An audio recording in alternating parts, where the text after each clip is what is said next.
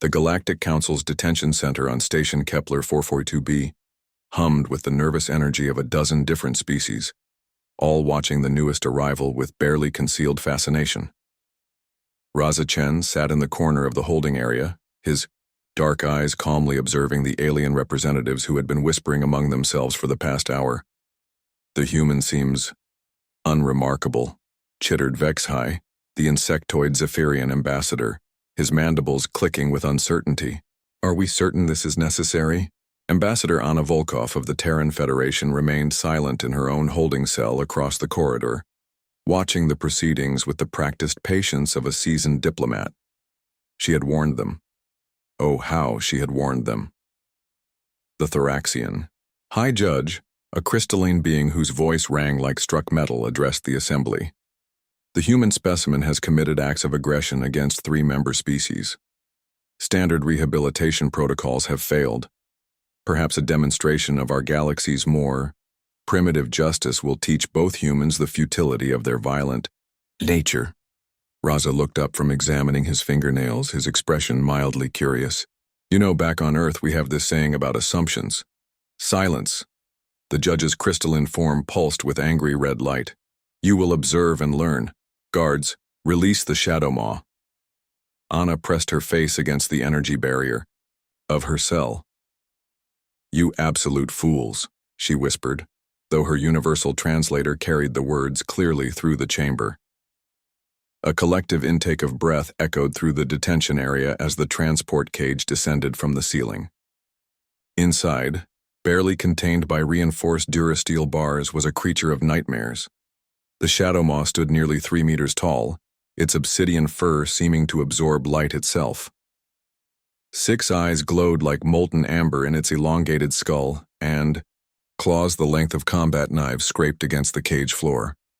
This was a predator from Infernus Prime, a death world where the gravity was 3 times galactic standard, and every living thing had evolved to kill.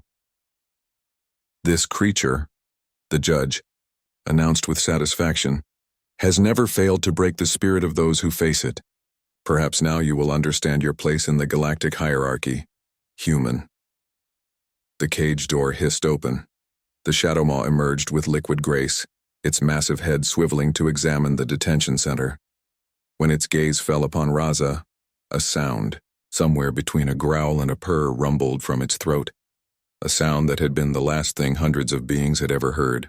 Raza stood up slowly, brushing dust from his standard-issue detention jumpsuit. He tilted his head slightly, studying the creature with the same mild interest he might show a street performer. Oh, he said, his voice carrying clearly in the sudden silence. Hello there, kitty. The Shadow Maw's 6 eyes blinked in what might have been confusion. It took a cautious step forward, and Raza did something that caused several ambassadors to make distressed noises in their native tongues. He smiled and held out his hand. Come here, big guy. You're just a bit cranky, aren't you? Probably been cooped up in that cage for too long. The massive predator approached slowly, its claws clicking on the metal floor. When it was close enough to tear Raza apart with a single swipe, it instead lowered its great head and sniffed his extended hand. That's right, Raza murmured, his voice taking on the gentle tone universally reserved for frightened animals. I'm not here to hurt you. Nobody should have put you in a cage like that. The Shadow Maw's rumbling growl softened into something that impossibly sounded almost like a purr. When Raza began to scratch behind what appeared to be its ears, the creature's massive form actually relaxed. Impossible, breathed the Thoraxian judge, his crystalline structure flickering with disbelief. That creature is engineered for killing. Its neural pathways are hardwired for aggression. Raza glanced up, still stroking the Shadow Maw's massive head. The creature had actually sat down and was leaning into his touch like an oversized house. Ketyon, see, that's where you made your mistake, and Raza said conversationally. You assumed that just because something looks scary and comes from a dangerous place, it's automatically evil. But predators aren't evil. They're just trying to survive. And this poor guy here? He gestured to the Shadow Maw, who was now making contented rumbling sounds. He's probably been isolated, stressed, and treated like a monster his whole life. Anna couldn't help but smile from her cell. This was exactly why humans had earned their reputation across the galaxy. Not for their capacity for violence, but for their uncanny ability to find common ground with anything that drew breath. My species spent millennia learning to coexist with predators far more dangerous than this sweet boy here. Raza continued, now boldly scratching under the creature's chin. The Shadow Maw's eyes had closed in apparent bliss. We turned wolves into dogs, wildcats into companions, and learned that sometimes the most fearsome-looking creatures just need someone to show them kindness. The detention center had fallen completely silent except for the Shadow Maw's satisfied purring. Several of the alien ambassadors were frantically taking notes. The human has tamed the Shadow Maw? The Zephyrian ambassador's voice pitched, higher with each word. Not tamed, Raza corrected gently. Just showed him that not everyone is an enemy. Right, kitty? The Shadow Maw responded by flopping onto its side like an enormous cat, exposing its belly in the ultimate gesture of trust. Raza obligingly began scratching its stomach, causing the purring to intensify.